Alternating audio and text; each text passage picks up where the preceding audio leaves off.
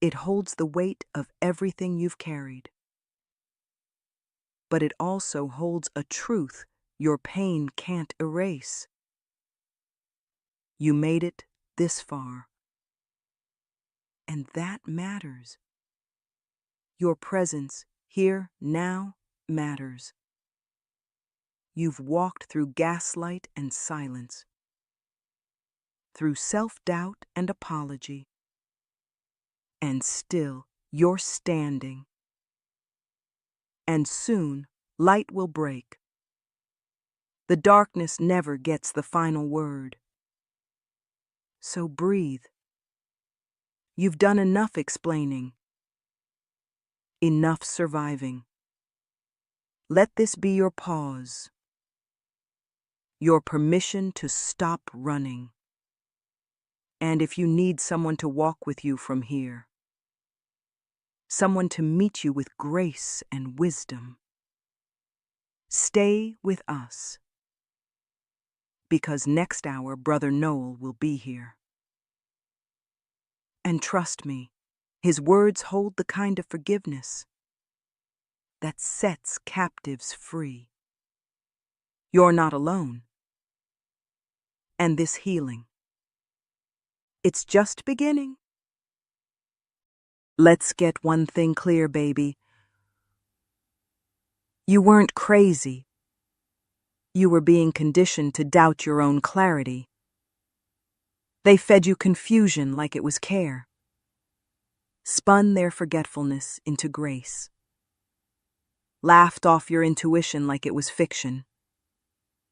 But hear me, you were not the problem. You were the threat. A woman who sees too clearly, scares the ones who survive by smoke and mirrors. You didn't misremember. You didn't overreact. You noticed what they hoped you'd ignore. And when you spoke up, they didn't refute you. They dismantled your sense of reality, piece by piece, until you stopped trusting your own breath. But I'm here to help you find that breath again, to name the games you were never meant to play, to shine light where they preferred shadows. Because surviving gaslighting isn't about proving your truth. It's about learning to feel safe in it again. They told you you were dramatic, too emotional, too sensitive. But let me reframe that. What they called drama was a cry for safety. Your nervous system knew. It read the room before your mouth did. It spotted the lies, even when you couldn't name them yet. You weren't overreacting. You were reacting to something real, something they worked overtime to deny. They minimized. You internalized, but not anymore. We're not here to shrink ourselves tonight. We're here to expand into truth. Your sensitivity is sacred. It is not a flaw. It's a compass. One, they tried to snap in half, but we're putting the pieces back together. Glued with grace. Held with wisdom. You are not too much. You were placed in too small a cage. Let's stretch those wings, baby. You're remembering how to fly. Let's talk about the silent script they were reading from. The manipulator's manual. It doesn't come in a book, but you felt every chapter. Chapter 1? Love bomb you until you question your worth without them. Gifts, compliments, grand gestures. Not out of love, but leverage. Chapter 2. Shift the blame. Always. They forgot? You're too demanding. They lied? You're too insecure. And Chapter 3. Convince you that chaos is normal. Make you think anxiety is just love's intensity. No, baby, that wasn't love. That was control wearing perfume. You were not overreacting. You were overexposed to someone who benefited from your silence. We're rewriting the manual tonight. With truth, with boundaries, with a steady hand. Do you remember what happened the first time you said no? Not the polite kind, but the firm kind. The "I'm not shrinking for you anymore" kind. They didn't just push back. They unraveled. Why? Because your no disrupted their entire ecosystem. You weren't supposed to resist. You were supposed to stay grateful for crumbs. But you demanded bread. And that was your awakening. Scary, costly, sacred. Saying no wasn't the end of you. It was the beginning. So tonight we honor that voice, that sacred boundary, that divine resistance. Your no is holy. Your no is healing. Let it echo. Let it settle. You're not difficult. You're discerning. Let's name this for what it was. You weren't safe. You were silent. There's a difference. Safety means your truth is honored. Silence means your truth is punished. You smiled through discomfort, laughed to diffuse tension, changed the subject to keep the peace. But inside, you were screaming. And they called you peaceful. They said, "You're so easy to be around." No, baby, you were surviving. Don't confuse stillness with peace. You were still like a bomb waiting not to go off. But that stillness cost you. It chipped away at your joy, at your you. Tonight, we're done performing safety. We're building real safety. The kind where your voice doesn't cause earthquakes. Where your no doesn't end relationships. Where your body doesn't brace for reaction. That's the home we're building in you now. Peace that doesn't require silence. Love that doesn't come with a muzzle. You ever find yourself trying to explain pain? Like you owe someone a thesis paper just to cry? That's conditioning, not clarity. You don't need a slideshow of evidence to feel what you feel. Pain is not a debate. It's a signal. But they trained you to second-guess your body. To present receipts for every ache. To justify your sadness with a chart. No more. Your pain is valid because you felt it. Period. Tonight, you don't need to prove you were hurt. You just need to acknowledge that you were.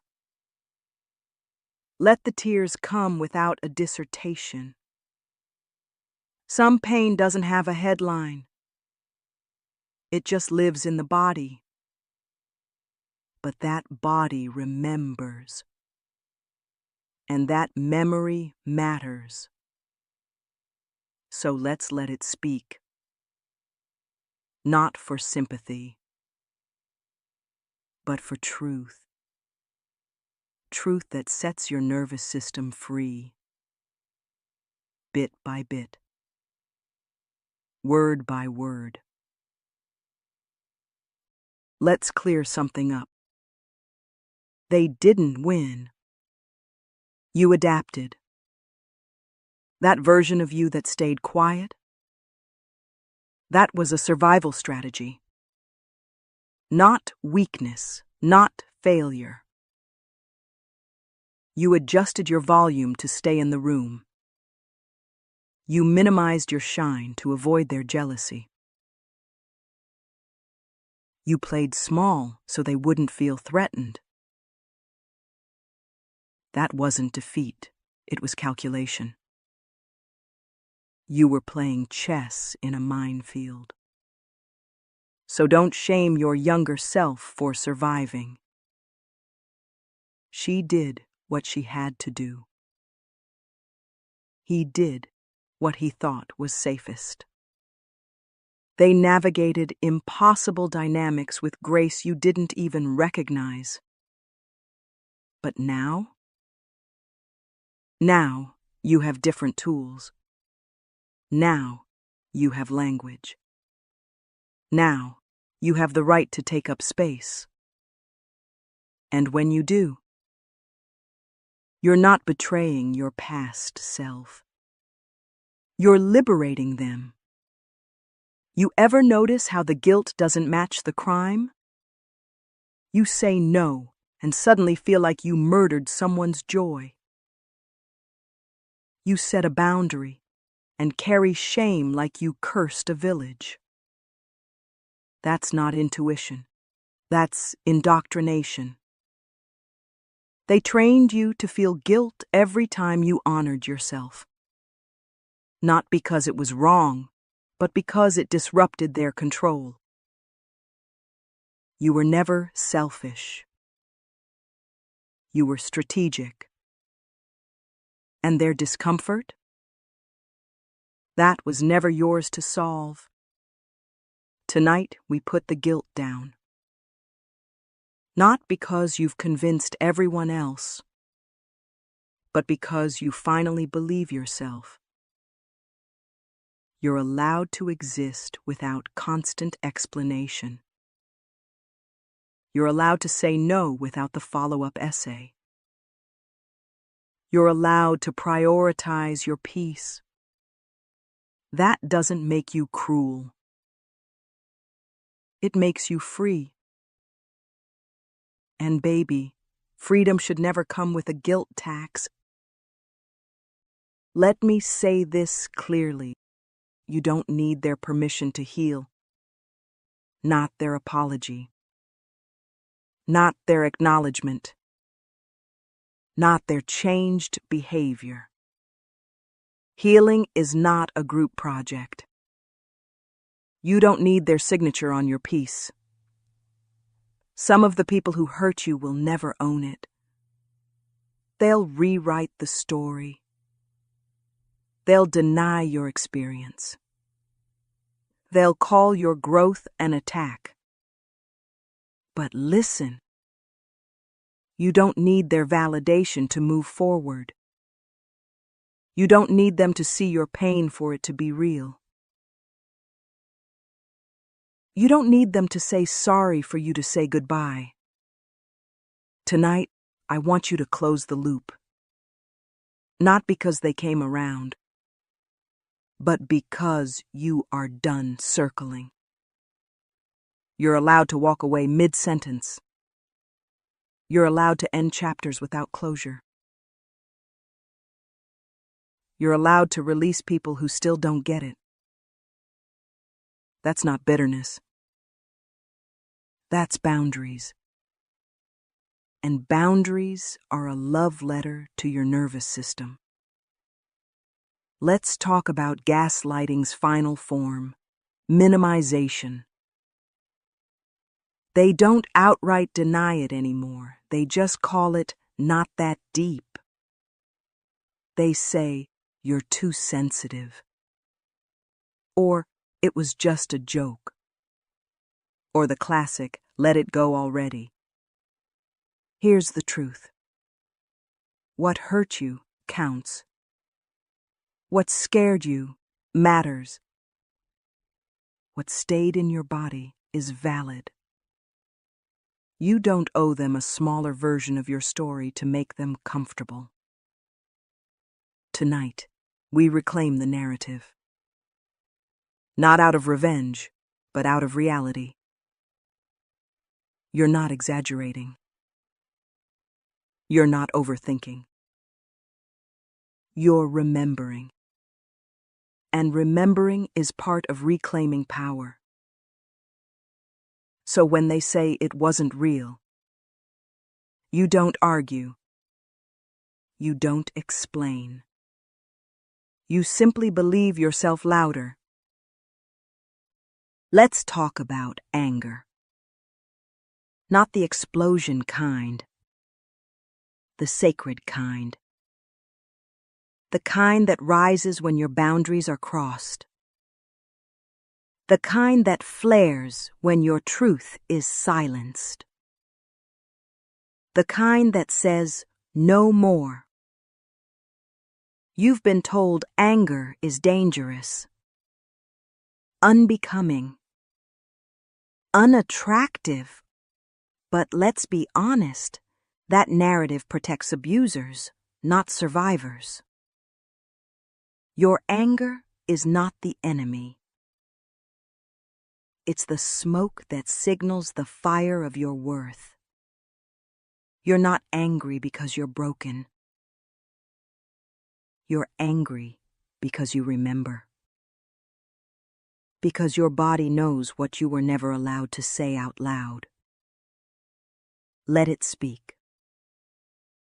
Without apology. Without translation.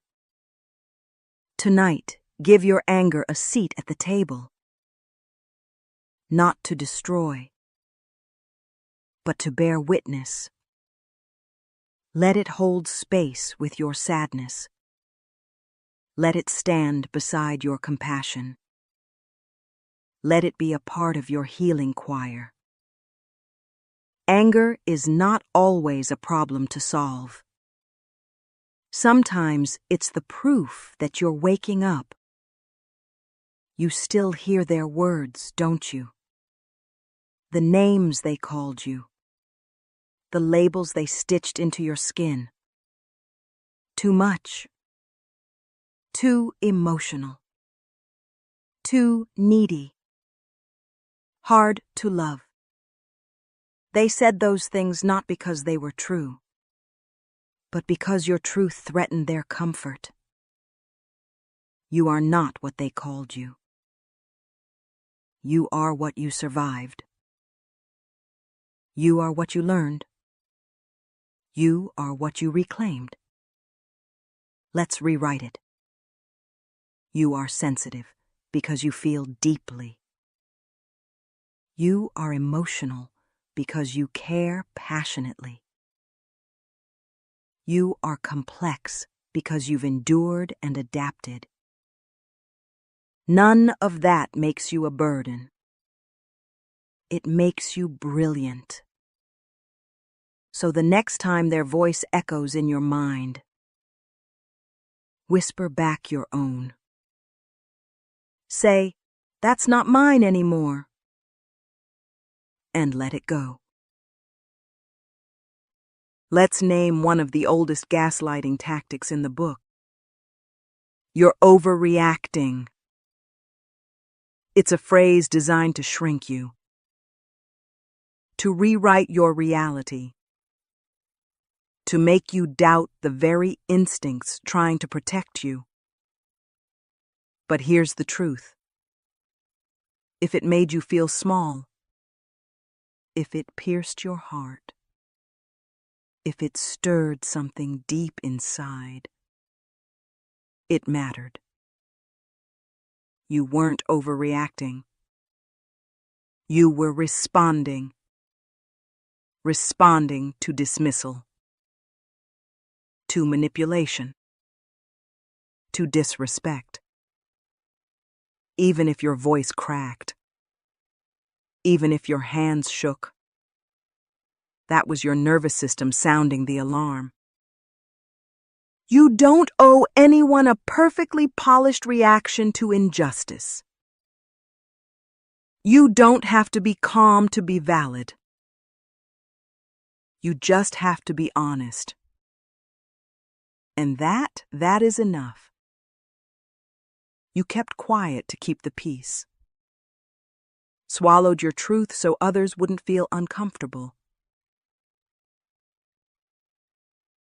Bit your tongue to avoid being difficult. But silence has a cost. A spiritual tax. It builds in your bones like unpaid debt. Until one day, your body starts saying what your mouth couldn't. Headaches. Tight chest. Sleepless nights. The pain of suppression echoes somewhere. Here's your permission. Speak. Even if your voice shakes. Even if you cry halfway through.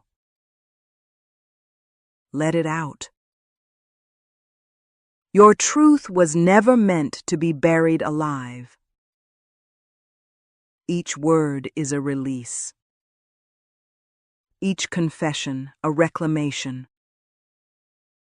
Each honest moment a rebellion against your silence. You don't need to be loud to be heard. You just need to stop abandoning your own voice. You didn't imagine it. What happened hurt. And you deserved someone to say, that was wrong. But too often, you were met with silence. Or worse, with blame. So, you questioned yourself. Minimized your own memory. Gaslit yourself into believing you made it bigger than it was. But here's what healing teaches. Pain that is witnessed becomes lighter. Not gone, but bearable. Seen. Held. Your story deserves more than your own echo. It deserves reverence. It deserves, I believe you. You don't need to justify why it broke your heart. You just need someone to sit with the pieces. Tonight, let me be that someone. Let me hold space for your unspoken grief. I won't fix it, but I will not look away. They told you your standards were too high, that your boundaries made you cold, that your needs were unreasonable. But let's get something clear. You are not asking for too much. You are asking the wrong people. You're not too needy. You're finally aware of your needs. You're not dramatic. You're just done pretending you're fine. You want honesty, respect, consistency. That's not a tall order. That's the bare minimum. The people who make you feel like your needs are a burden, they benefit from your silence. So let's be loud. Let's be clear. You are allowed to have needs, to expect reciprocity, to say, "This isn't enough for me," because you are enough, and you deserve enough in return. You don't need bruises to prove you were harmed. Not all pain is visible. Some of it lives in the way you flinch at kindness, in the way you double-check every message before sending it, in the way your breath catches when someone raises their voice. Trauma doesn't always leave evidence, but it leaves echoes in your nervous system, in your memory,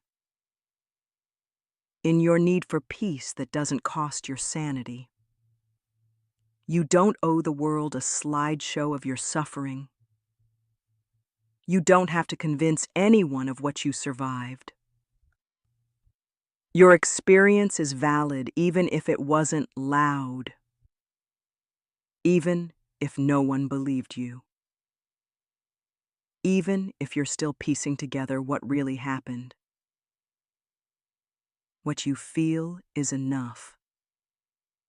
You don't need a permission slip to grieve, to heal, to say, "That hurt me," and walk away. Healing starts when we stop asking for permission to feel. They made you think it was you, your sensitivity, your standards, your desire for clarity. But the truth? You were reacting to mistreatment, to gaslighting, to emotional bait and switch. You kept trying to adjust your tone, your boundaries, your expectations, hoping it would create peace. But peace shouldn't come at the cost of your self-respect. And love shouldn't require you to shrink. They didn't want peace. They wanted compliance. And when you stopped giving it, they called you difficult. But you were never the problem. You were the one brave enough to name the dysfunction, to refuse the silence, to call a pattern a pattern. That's not weakness. That's strength. That's healing. You don't have to explain your healing. Not to the ones who hurt you. Not to the ones who watched and did nothing. Not to the ones who still don't get it. You are allowed to grow in silence. To walk away without a final monologue. To stop offering footnotes for your boundaries.